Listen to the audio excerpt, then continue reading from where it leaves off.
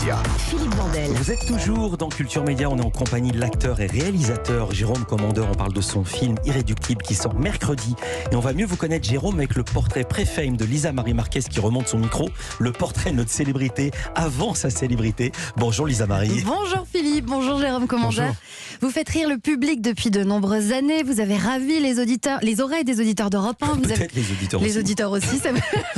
vous avez... N'importe quel membre, hein, c'est eux qui décident, c'est pas vous. Les oreilles.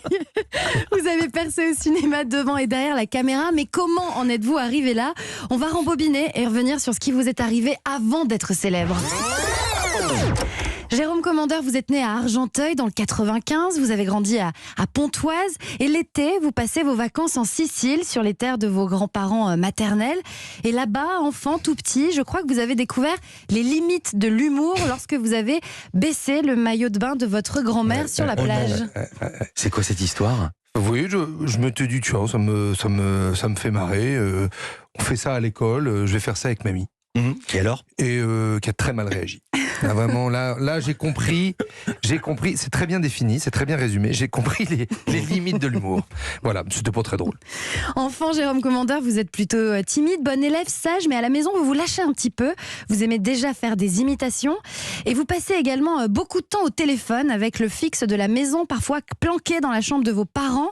Et ces conversations sont interrompues quand votre père décroche pour vous dire de venir à table, c'est ça? Oui. Ben, c'est horrible parce que ça fait Mathusalem, quoi. Mais c'est vrai que ça paraît fou de se dire qu'avec un téléphone fixe dans la maison et qu'en plus tout le monde pouvait écouter parce qu'il y avait qu'une ligne et plusieurs combinés, quoi. Mais je vous assure, les plus jeunes qui nous écoutent, ça existait. C'était comme ça. C'était sous Mitterrand. Il paraît que vous possédez également un don, Jérôme Commandeur, enfant, celui de reconnaître les modèles de voitures rien qu'en regardant leurs phares.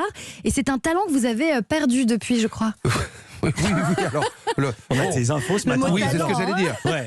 Ça va pas modifier les équilibres géopolitiques mondiaux, Ouais. qui sont déjà bien en piteux état. Mais oui. Non, c'est parce qu'il y avait très peu de sorties de voitures. Et c'était des événements, la 300... Pardon, j'ai l'impression de l'avoir 2000 ans. Mais la 309, la 205. Hein, et donc, j'étais gamin et j'adorais les voitures. Une sortie de voiture, voilà, tout ce que je raconte n'a plus cours aujourd'hui parce que les voitures sortent dans l'indifférence la plus totale. Ouais. Mais à l'époque, c'était un vrai événement. Et maintenant, elles se ressemblent toutes. Ouais. Jérôme Commandeur, comme beaucoup d'enfants, au départ, vous rêvez d'un métier plutôt classique, pilote d'avion, commandant de bord. Mais lorsque vous découvrez les sketchs de Muriel Robin et de Valérie Lemercier, là, vous comprenez que c'est ce métier que vous avez envie de faire rire les gens dans des salles de spectacle.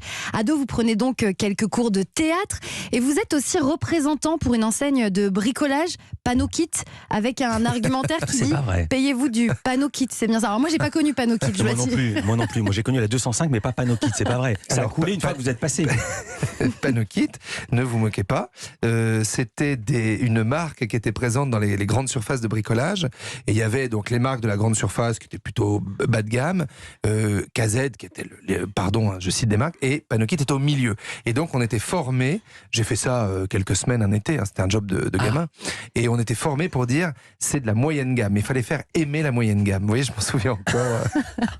Et alors j'avais dit à mon chef, parce que c'était bien, c'était sympa, on était bien payé, puis on voyait des gens, on faisait de la vente. Quand t'as 20 ans, c'était content de faire ça.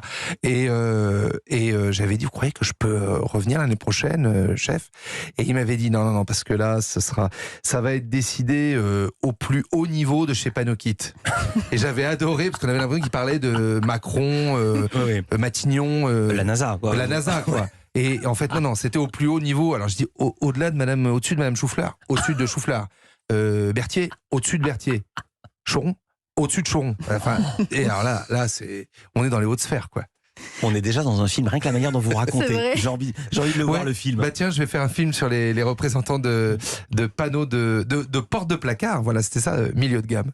Après cette expérience formatrice chez Panokit et surtout après votre bac, Jérôme Il en rit. Commandeur, vous entamez d'abord des études de lettres, mais l'humour est toujours dans un coin de votre tête. Vous faites aussi des petits sketchs sur une radio locale avant de faire vos premiers pas sur la scène télévisuelle de l'émission Graines de Star sur M6.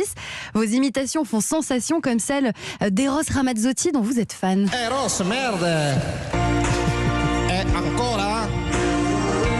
Per parlare d'amore si potrebbe cantarla più volte e piangere col cuore Et vous chantez vachement bien avec Non, ça. mais- Parce que surtout, je bugle. Ouais. Je bugle parce que je connaissais rien à ce métier et en fait, j'arrivais pas du tout à moduler ma voix. C'est un truc qu'on apprend, mais il n'y a pas de mode d'emploi. Moi, je trouve ça bien. Et l'accent italien, il est juste ou c'est moi qui me laisse berner par. Ou il c'est est- vraiment les vacances en Sicile? Il est mi-juste. Il Ouais. est mi-juste. Graine d'imitateur, Il est mi-cuit. vous remportez l'émission 3 fois d'affilée. Vous animez ensuite Reims ta baignoire, l'émission sur France 2. Et puis vous avez envie de tenter votre chance sur scène. Mais ce qui va suivre surtout, je crois que c'est une période canapé où vous squattez les canapés de vos potes, c'est ça? Ah oui, c'est quoi? Oui, bah c'est vrai que quand la télé s'est arrêtée, je me suis dit, je vais faire du café-théâtre, enfin du spectacle, mais enfin dans des cafés-théâtres, puisque c'est les tout petits lieux qui peuvent vous accueillir. Hein. C'est des salles de 30, 40, 50 places. Et c'est marrant parce que je dis c'est l'époque des canapés, des vaches maigres et tout ça. Et en fait, au fond, parce que j'étais gamin et que j'avais pas de famille, d'enfants à charge, donc évidemment que c'est une période légère parce que on fait la fête tout le temps et pour moi ça reste une époque très chouette.